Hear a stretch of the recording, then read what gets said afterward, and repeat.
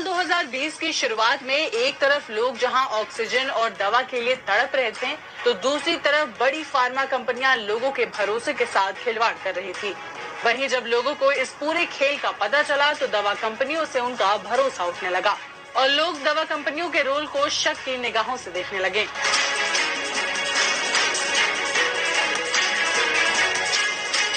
जब हमने लोगों के जहन में उठ रहे ऐसे तमाम सवालों के जवाब तलाशने के लिए पड़ताल की तो पता लगा कि फार्मा कंपनियों के लिए लोगों का भरोसा तोड़ना कोई नई बात नहीं है। लेकिन उससे पहले ये समझते हैं कि आखिर कोरोना काल में अमेरिकी दवा कंपनियों की लॉबिंग का ये पूरा मामला क्या है। भारत और दक्षिण अफ्रीका ने मार्च 2020 में विश्व व्यापार संगठन के सामने एक प्रस्ताव रखा, जिसमें फार्मा कंपनी दवा और वैक्सीन बनाने के बाद मनमानी कीमत में बेचने के बजाय सभी देशों से तकनीक शेयर करे।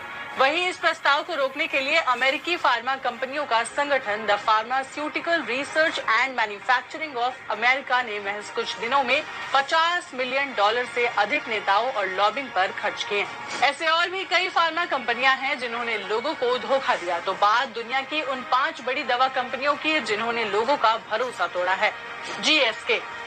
इस कंपनी पर आरोप था कि पैक्सिल और वेल्ब्यूट्रिन जैसी दवाओं की गलत रिपोर्ट, गलत कीमत और इनका गलत प्रचार किया गया। इस मामले में कंपनी को $3 अरब जुर्माना भरना पड़ा। टाकेडा। इस कंपनी पर आरोप था कि ब्लड शुगर दवा पियोग्लिटाजोन के कुछ साइड इफेक्ट्स को बताए बिना इसे धड़ल्ले से बेचा जा रहा था। ऐसे 8000 मामलों को लेकर कंपनी को 2.4 बिलियन जुर्माना चुकाना पड़ा। फाइजर। कोरोना वैक्सीन बनाने वाली कंपनी फाइजर और इसकी सहायक कंपनी फार्मासिया एंड अपजॉन ने गलत तरीके से बेक्स्ट्रा दवा को बाजार में उतार दिया, जिसके बाद 2009 में कंपनी को $2.3 बिलियन जुर्माना चुकाना पड़ा। Johnson and Johnson. वैक्सीन बनाने वाली कंपनी जॉनसन एंड जॉनसन पर 2019 में नशीली दवाओं के इस्तेमाल से जुड़े ओपियोइड संकट मामले में कंपनी पर $572 मिलियन का जुर्माना लगाया गया था। Pharma company Abbott laboratories. 2012 में एबॉट लेबोरेटरीज नाम की एक इंटरनेशनल दवा कंपनी को भी गलत तरह से दवा बेचने के आरोप में $1.4 बिलियन का जुर्माना भरना पड़ा। अगर भारत और दक्षिण अफ्रीका का लाया गया प्रस्ताव WTO सही समय पर पास हो जाता तो आज सभी देश अपने लोगों के लिए खुद से दवा और वैक्सीन तैयार करते।